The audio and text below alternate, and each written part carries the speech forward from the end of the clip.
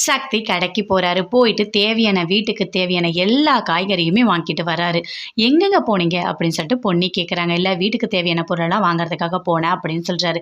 "எதுக்கு நீங்க போனீங்க? நானே போயிருப்பனே. உன் கை 2துலயும் அடிபட்டுருக்கு. எப்படி நீ போவ?" அப்படின்னு சொல்றாரு. "என்ன பண்ண போறீங்க?" "நான் தான் இன்னைக்கு சமையல் பண்ண போறேன்" அப்படின்னு சொல்லிட்டு சக்தி சொல்றாரு. "என்னது நீங்க சமைக்க போறீங்களா?" அப்படின்னு சொல்லிட்டு பொன்னி சொல்றாங்க. "ஆமா நான் தான் பண்ண போறேன்" அப்படின்னு சொல்லிட்டு காய் எல்லாமே கட் பண்றாரு.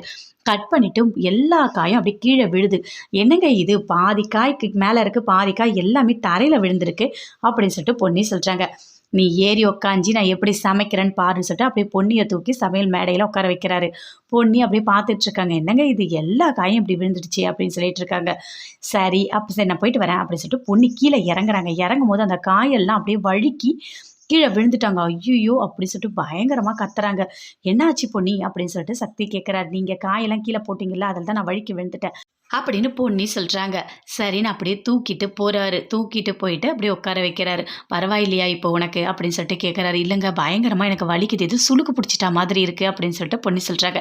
"சரி இரு வரேன்" அப்படின்னு சொல்லிட்டு போயிட்டு ஆயில் கொண்டு வராரு. கொண்டு வந்து கால கீழ வச்சு அந்த சுளுக்கு எல்லாமே எடுத்து விடுறாரு. "இப்போ கொஞ்சம் பரவாயில்லையா?" அப்படின்னு சொல்லிட்டு கேட்கறாரு. பரவாயில்லங்க" அப்படின்னு சொல்லிட்டு பொன்னி சொல்றாங்க. பொன்னி போயிட்டு குளிச்சுட்டு எல்லாமே வராங்க. வந்த உடனே தலை ஃபுல்லா ஈரமா இருக்கு. "என்ன உன்னோட தலை இவ்ளோ ஈரமா இருக்கு? உன்னாலயும் துடைக்க முடியாது. இரு வரேன்" அப்படின்னு சொல்லிட்டு உள்ள போயிட்டு டவல் கொண்டு வந்து தலை எல்லாமே துவட்டி விடுறாரு. துவட்டி விட்ட உடனே இரு வரேன் அப்படின்னு சொல்லிட்டு ட்ரையர்லாம் கொண்டு வந்து ஃபுல்லா காட்டுறாரு. அழகா சூப்பரா நல்லா ட்ரை பண்றாரு. "என்னங்க பண்ணிட்டு இருக்கீங்க?" அப்படின்னு சொல்லிட்டு பொன்னி கேட்குறாங்க. "இல்ல பொன்னி தலை ஈரமா இருக்குல்ல, அப்பதான் சரியாகும். இல்லன்னா ரொம்ப கோல்ட் ஆயிடும்" அப்படின்னு சொல்லிட்டு சக்தி சொல்றாரு. அப்படியே சூப்பரா ரசிச்சிட்டு இருக்காங்க. பொன்னி பயங்கரமா சந்தோஷமா இருக்காங்க. என்ன நம்மள இப்படி பார்த்துக்கிறாரு அப்படின்னு சொல்லிட்டு சமைக்க தெரியலனாலும் சமைச்சு கொடுக்கணும்னு நினைக்கிறாரு. இப்போ நம்மளோட தலையெல்லாம் காய வைக்கிறாரு. சூப்பர் அப்படின்னு சொல்லிட்டு பயங்கரமா சந்தோஷமா சிரிச்சிட்டு இருக்காங்க பொன்னி. சக்தி பார்க்குறாரு.